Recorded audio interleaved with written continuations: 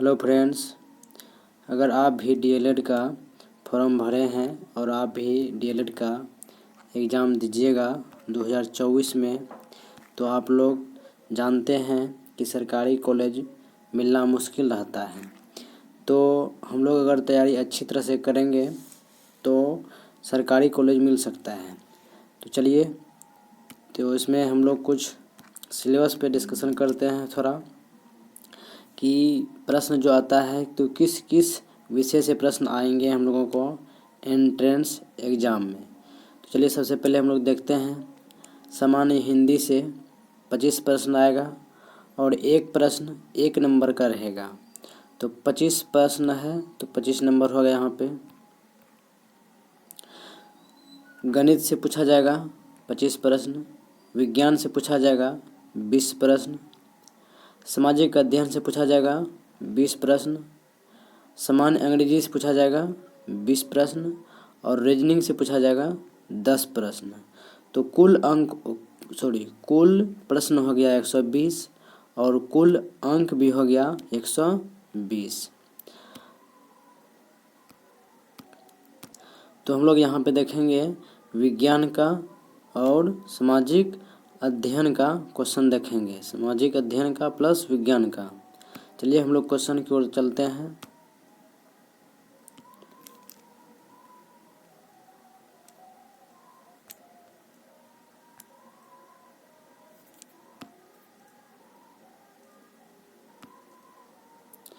यह प्रश्न जो है दोस्तों, यहाँ पे देख सकते हैं कि बिहार डीएलएड का जो परीक्षा हुआ था 8/6/2023 में, तो वही प्रीवियस ईयर क्वेश्चन है।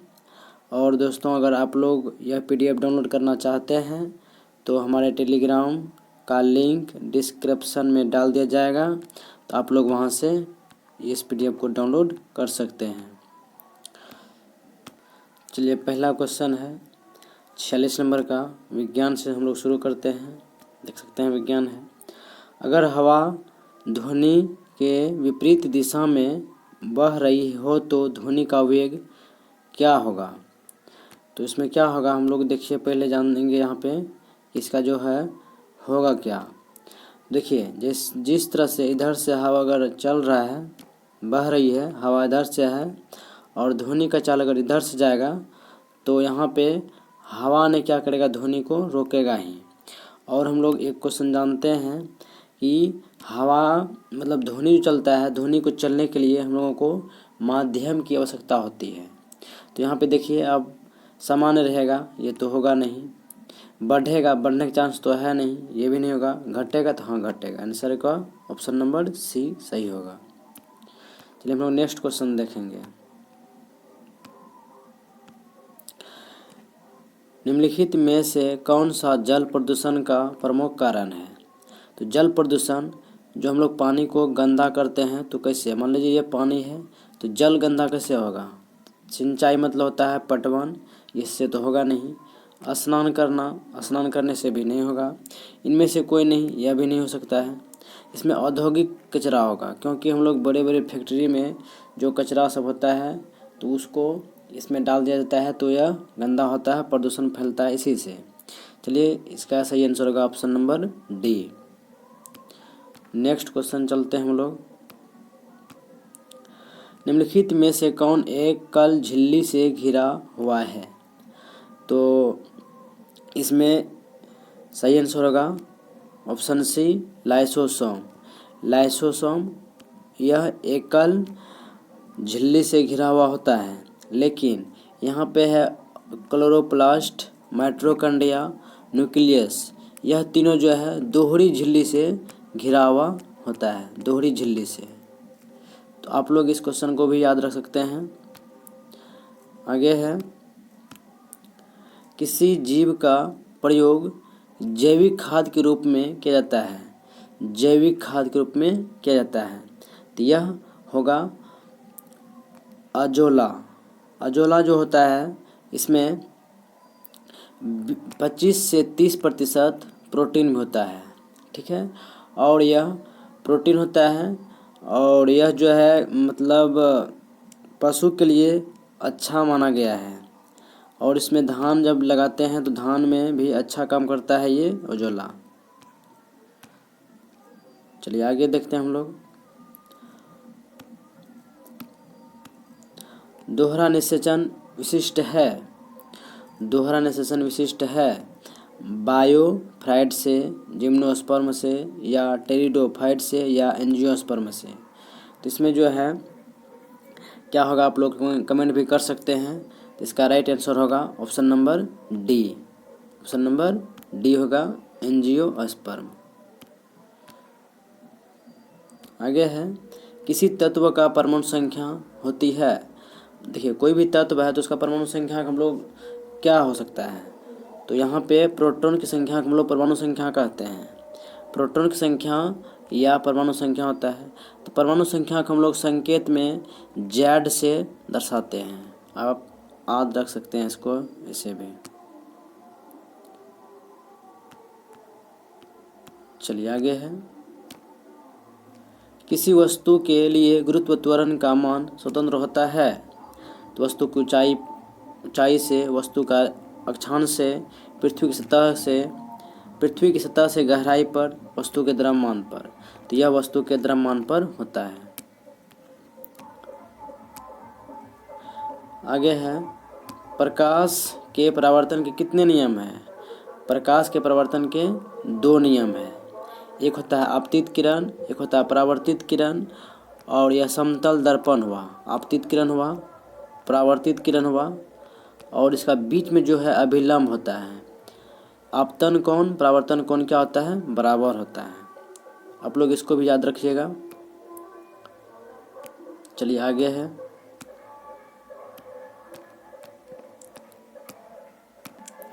यहाँ पे है आगे क्वेश्चन, एक हॉल का फर्श 8 मीटर लंबा तथा 6 मीटर चौड़ा है।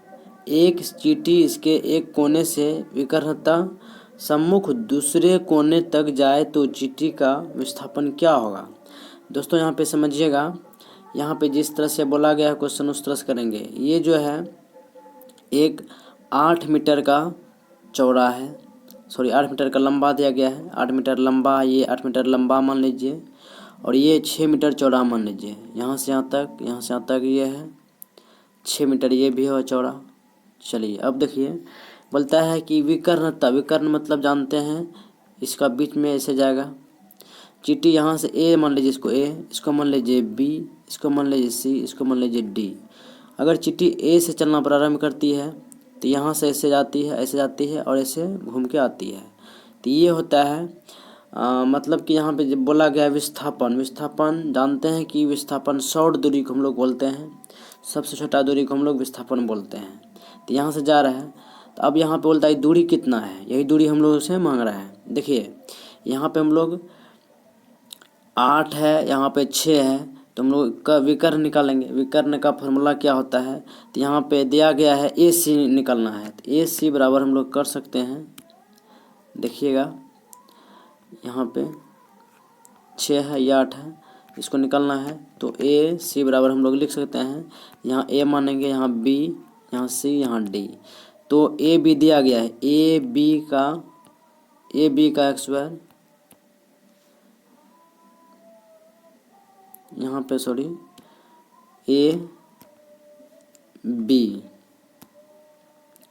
ए सी बराबर निकालेंगे, ए बी का हल स्क्वायर करेंगे प्लस ए सी का करेंगे। तो यहाँ पे दिया गया है, एक टक 8 है, एक ओके 6 है।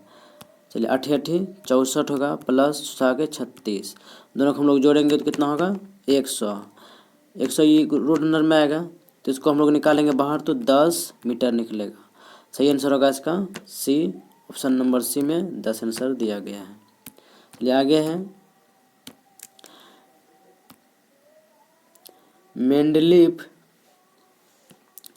मेंडलीव के समय ज्ञात तत्वों की संख्या कितनी थी। जब मेंडलीव ने तत्वों को ज्ञात किया था तो तभी 63 गो था, और इन्होंने कुछ जगह खाली भी छोड़े थे जो कि बाद में भरा गया खोज के। आगे है 56 का, विद्युत परिपथ में 2 बिंदुओं के बीच विभवांतर मापने के लिए प्रयुक्त होता है। तो यह क्या होता है? प्लग कुंजी, गैल्वेनोमीटर, वोल्टमीटर या एमीटर।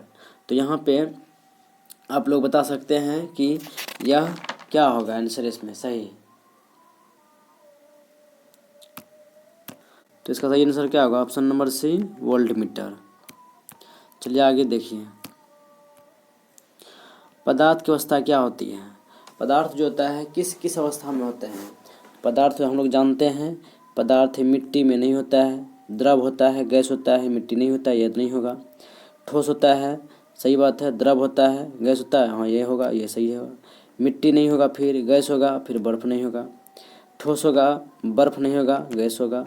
तो ऑप्शन सही होगा बी। आगे है, निम्नलिखित में से F2 कौन F2 पीढ़ी में लक्षण रूपी एक संक्रमण का अनुपात है?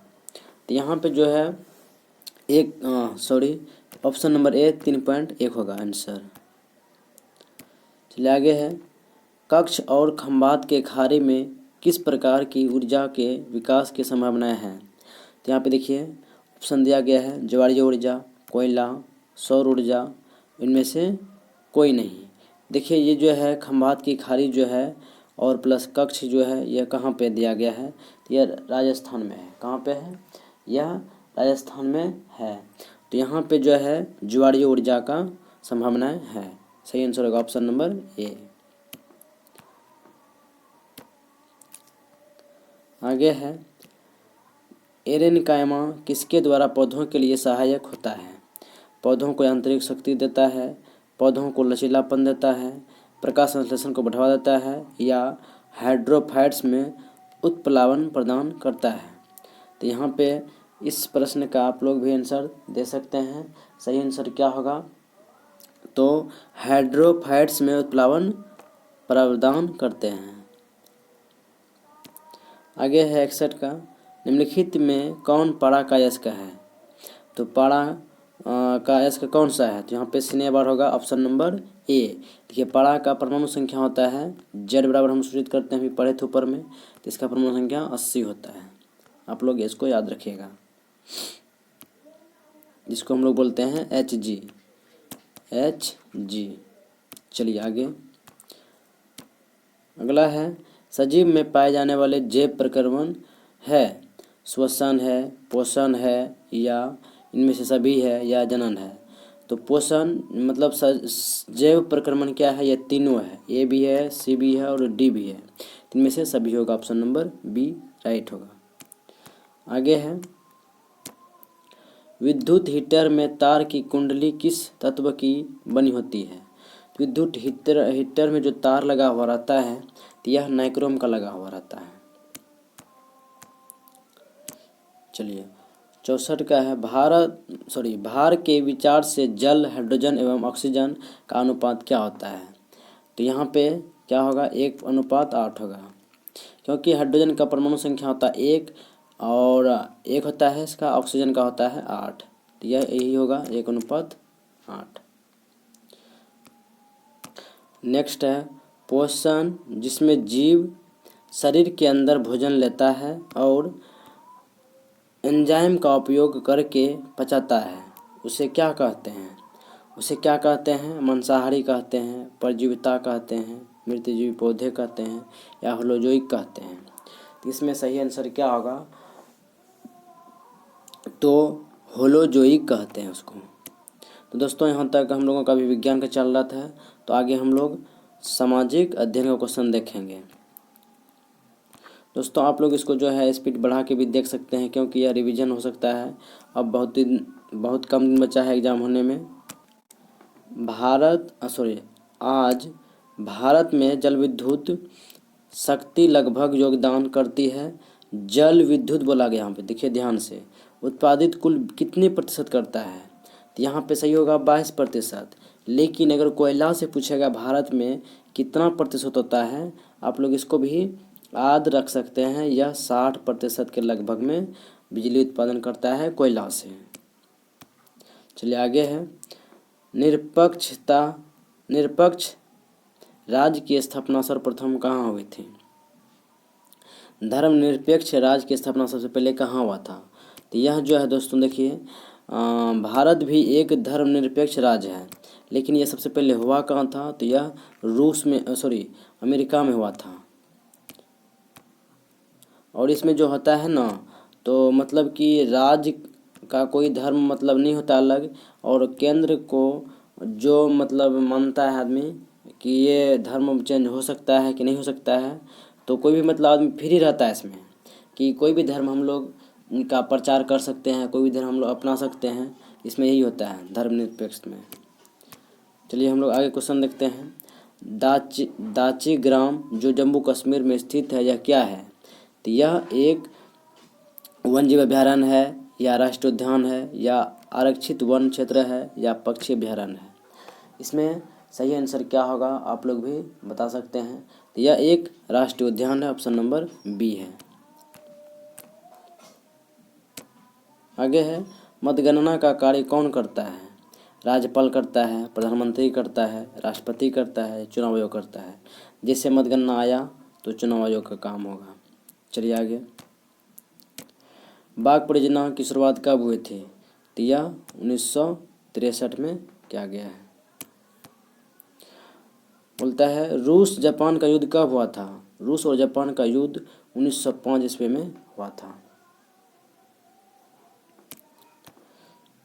इसमें जो है रूस जापान में युद्ध जो हुआ था, यह जापान इसमें जीत गया था। चलिए आगे है, ब्रिटेन में किस वर्ष सार्वजनिक वयस्क मताधिकार को मान्यता मिला था? देखिए दोस्तों, यहाँ पे पहले जो मताधिकार मतलब बोला गया है, तो मत देने का अधिकार जो है महिला को मतलब नहीं थी, औरत को पहले नहीं था।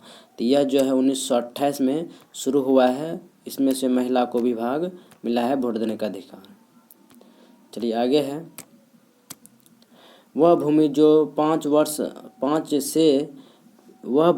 5 से अधिक कृषि वर्ष के लिए बिना खेती के छोड़ दी जाती है तो डैश के रूप में जानी जाती है। देखिए, कोई भी ज़मीन है पड़ती, उसको अगर 5 साल तक छोड़ देंगे तो उस भूमि को हम लोग क्या बोल सकते हैं? तो वह भूमि को हम लोग क्या बोल सकते हैं, वही क्वेश्चन यहाँ पूछा गया है। यहाँ पे हम लोग जानते हैं उस भूमि को हम लोग कृषि करते थे और छोड़ दिया गया, तो उसमें हम लोग क्या बोलते हैं? कृषि योग्य बंजर भूमि। वह बंजर हो जाता है, कृषि करने लोग भूमि है योग्य लेकिन बंजर हो गया। चलिए आगे है, रेशम के धागे का उत्पादन के लिए रेशम कीड़े के पालन के रूप में जाना जाता है। तो यह कौन है? तो रेशम उत्पादन के लिए। चलिए हम लोग नेक्स्ट देखेंगे। आगे है, काली मिट्टी का दूसरा नाम क्या है? तो काली मिट्टी का दूसरा नाम क्या है? काली मिट्टी का दूसरा नाम रेगुर मिट्टी है। देखिए, काली मिट्टी में जो है सबसे अधिक कपास का खेती होता है कपास का। चलिए याद रखिएगा। आगे है, टाटा आयरन एवं स्टील कंपनी की स्थापना किसने किया था? तो यह जमशेद टाटा ने किया था। चलिए आगे है, नेपाल की सबसे लंबी नदी कौन सी है? नेपाल की सबसे लंबी नदी कौन सी है? तो यह नदी होगा यहाँ पे नारायणी है, या घाघरा है, या करनाली है, या कोसी है। इसमें सही आंसर होगा ऑप्शन नंबर सी, करनाली। और यह जो है उत्तर प्रदेश में आकर के भारत में मिल जाते हैं गंगा नदी से। चलिए आगे है, बिरसा मुंडा ने ईसाई मिशनरियों पर कब हमला किया था? तो कब हमला किया था, यह आप लोग कमेंट बॉक्स में भी क्वेश्चन को आंसर दे सकते हैं। तो बताइए कब किया गया था? तो यह 24 दिसंबर 1889 में किया था। चलिए आगे है, लोकतंत्र में शासन कौन करता है? तो आप लोग भी जानते हैं कि लोकतंत्र जो है यह जनता का है, तो जनता ही शासन करता है, जनता ही इसे चुनता है। चलिए आगे है, जूट उद्योग के लिए सबसे अधिक कारखाने मिलते हैं, तो यह कारखाने कहाँ है? किस पे मिलेगा जूट के लिए? बता सकते हैं, महानदी पे है, या हुगली पे है, या ब्रह्मपुत्र पे है, या कोसी पे है। तो यह इसका सही आंसर होगा हुगली तट पर। किस पे होगा? हुगली तट पर। चलिए हम लोग आगे चलते हैं। भारत में कैबिनेट शब्द का प्रयोग पहली बार किस संविधान संशोधन में किया गया था? तो यह जो है 44वां संविधान संशोधन हुआ था 1978 में, उसी में ऐसा बात पहले कहा गया था। और 44वां संविधान संशोधन जो हुआ था 1978 में, तो इसी में जो है संपत्ति के अधिकार को समाप्त किया गया है। संपत्ति के अधिकार को समाप्त करके यह कानूनी अधिकार बनाया गया है, कानूनी अधिकार बनाया गया है। आप लोग भी इसको ध्यान में रखिएगा। चलिए आगे है, भारत में नई आर्थिक नीति की घोषणा कब किया गया था? तो यह कब किया गया था? तो आप लोग भी इस प्रश्न का आंसर दे सकते हैं। तो इसमें 1951 में दिया गया था, घोषणा किया था। चलिए आगे है, भारत में स्थित लोनार झील किस प्रकार का झील है? तो यह क्रेटर झील है। आगे क्वेश्चन है, गयोसेफ मेजनी ने गुप्त भूमिगत की स्थापना की यंग यूरोप नामक समाज में। तो यह क्या आंसर होगा? इसमें आंसर क्या होगा?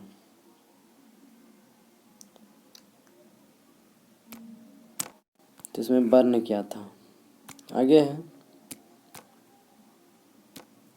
रंग भेद की नीति के विरुद्ध आवाज उठाने वाले कौन थे? तो यह रंग नीति के भेद के विरुद्ध उठाने वाले आवाज़ यह थे मार्टिन लूथर, जो कि अमेरिका के आदमी थे। दोस्तों यह वीडियो यहीं पे समाप्त होता है, और वीडियो को पूरा देखिएगा। अगर अच्छा लगेगा तो अपने दोस्तों को भेजिएगा और थोड़ा सपोर्ट कीजिएगा वीडियो को आगे भेज के। वीडियो को लाइक करके चैनल सब्सक्राइब कीजिएगा। Thank you.